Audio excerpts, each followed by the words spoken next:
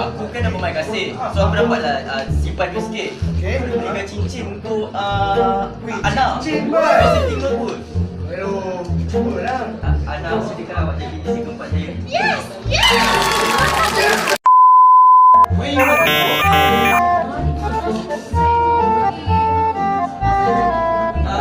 Tapi I mau pergi tu Pavilion.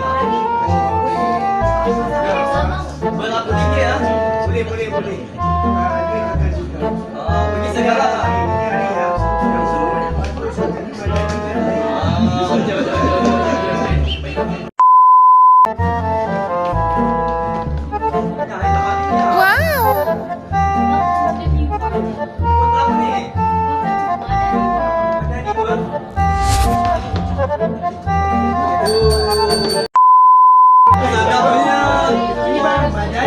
Kita makan seperti bersama. Dia makan bersama. Jom makan bersama.